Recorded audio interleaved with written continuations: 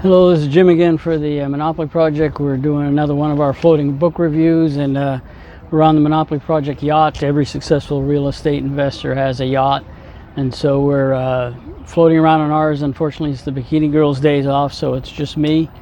You can see we're on Val Vista Lakes here, and we're here to review an additional chapter to a book we reviewed before, and the book's title is The Almanack of Naval Ravikant. It's some life and business advice from Naval Ravikant, who's an Indian-American entrepreneur who's written a lot of things. Like I said, we had reviewed the book, which is a free PDF online, and we'll make a link. We'll include a link to the previous review so you can see where to get the book if you want it for free. But in any case, the compiler of the book has put together, he said he didn't have enough room, but he had an extra chapter which he's putting out as a bonus feature, which is this chapter here on education. And again, it's very useful stuff. In fact, I sort of even enjoyed it as much or more than the other one because it had some real specifics. Like I said, it had to do with education in America, and he talks about learning. But I first of all, I strongly recommend it. So it's only like 12 pages printed out, so you can read it in 10 or 15 minutes. But I would recommend you read it and see what you think. But the two comments I wanted to make about the book, one was a specific comment about one of his assertions, and the other one was just a general comment on the whole subject of education. I think I'll start with the general comment. He starts off the discussion by saying that the current method of education, all the way from K to university and beyond, is not working anymore because it's not teaching learning. And I think the fundamental issue with education in the United States today is education is a system to a culture, people to their culture, and get them used to being productive members of society. If you go back to the agrarian times before the 1800s, before the Industrial Revolution, there was not really any need for universal education. You didn't really need to be able to read or write or do those kind of functions to participate in an agricultural or a mining society. So education was reserved for the elites who were involved in either the priesthood or in business or in those kind of things that required reading and writing, discourse, politics, things like that, logic, argument, so forth. So, but once the Industrial Revolution came around, then of course there was a need for, I'm about to crash into somebody, so I gotta make a move here. There was a need to get people ready for work in an industrial society, work, and not just work, but also in the to be able to function in the society and be a productive member.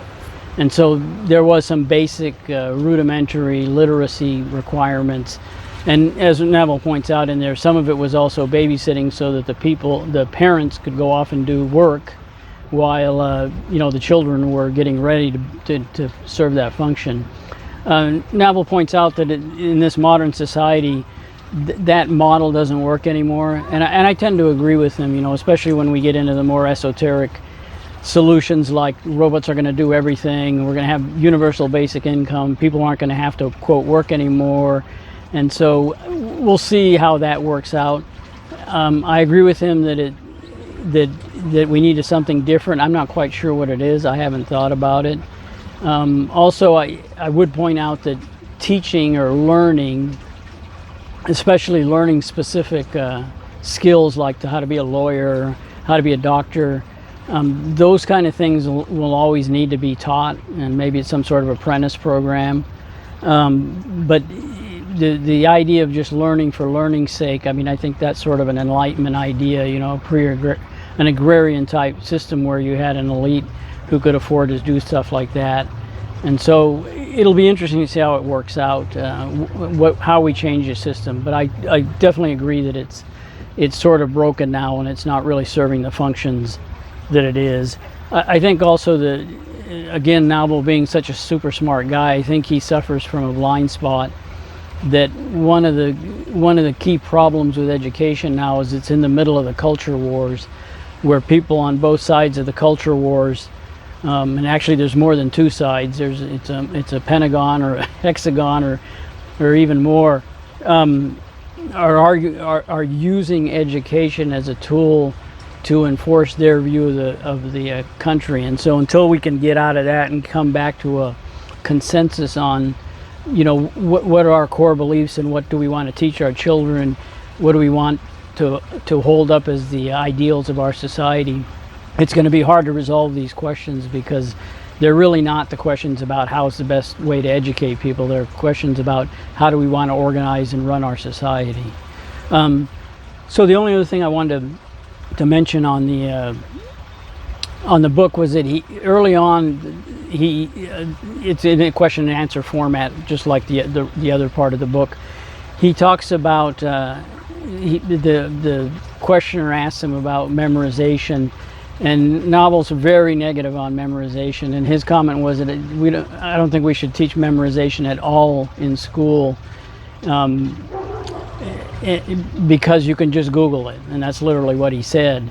It was interesting because my youngest daughter and her boyfriend and I were talking last night, and my youngest daughter had been required to memorize the state capitals of all 50 states, and so we were playing Do You Remember, and I got some of them right. I never had to memorize them when I was in school, but she did, and I remember them reading them off, all three of them. But in any case, Naval says you don't need memorization, and I profoundly disagree with him. I disagree with him. You cannot analyze a situation unless you have the facts of that discipline at hand. Again, I mean, if you take the state capital example or geography, sure, you can Google everything, but if you're Henry Kissinger and you're trying to conceptualize, foreign policy and how to analyze and how to institute some policy, you have to have those facts at hand. You can't be going off and Googling, is Iran next to Iraq, to do your analysis. And the analogy I sort of use is you can if you're analyzing a situation, it's sort of like a puzzle. The puzzle pieces are the facts that are in your mind, and how they fit together is what you're trying to do. And so when you're trying to do that, you need to have the facts at hand. You can't go look up the facts while you're figuring out what pieces go next to each other. So in any case, like I said, I think there's a place for memorization. Certainly not the rote memorization that was practiced in some other settings, but it is necessary, especially if you're in a discipline. You need to know the basics of that discipline before you can operate in that discipline, before you can do any analysis or any thinking about it. And so I think that's it. And so anyway, so that's, like I said, it's only 12 pages. It's very interesting. He brings up a lot of interesting facts, and it's something worth thinking about. The other thing I was going to say is I promised to review the commercial real estate book that I had on my desk, and of course I have not gotten around to it, so that's going to have to wait till next month. In any case, this is Jim, the Monopoly Project. Thank you for listening to our floating book review, and we'll see you next time.